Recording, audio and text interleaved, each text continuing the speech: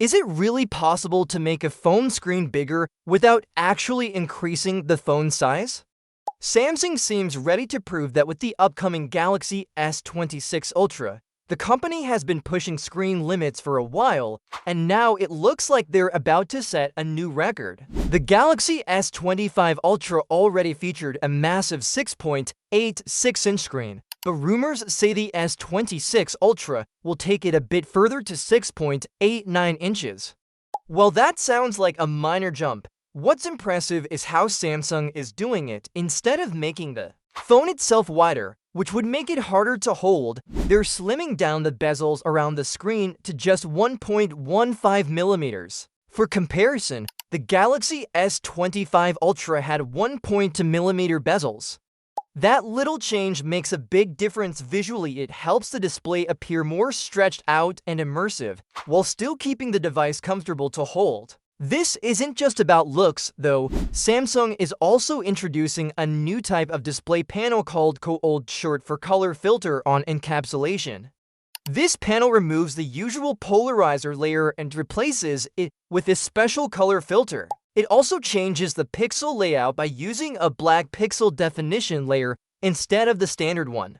This leads to a thinner and brighter display that can use less power. In short, the screen looks better and performs more efficiently, and you won't have to worry about it draining your battery as quickly. This same display tech is already in Samsung's foldable phones like the Galaxy Z Fold models, and now it's coming to the company's main flagship lineup. Beyond just the screen, Samsung's overall design strategy is becoming more clear. They're focused on making devices thinner and lighter each year. Devices like the Galaxy S25 Edge and Galaxy Z Fold 7 have already proven that slim phones can still be powerful, and with the Galaxy S26 Ultra, Samsung seems to be continuing that approach. But in order to keep the design thin, they're being selective about what hardware to upgrade. For example, instead of adding larger camera sensors, they're sticking with their proven 50 megapixels and 200 megapixels sensors.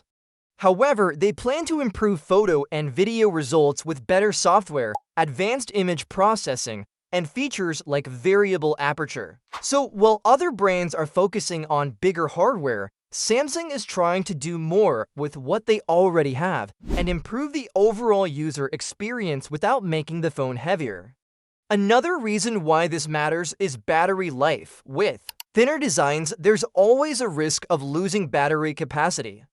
But since the COLED panel is more power efficient, it could help balance things out. That means even if the battery remains the same size as the Galaxy S25 Ultra's 5,000 mAh unit, the S26 Ultra might last longer simply because the screen uses power more wisely.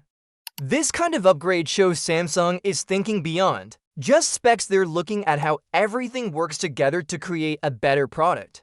The bigger question is whether this kind of upgrade is enough to get people excited.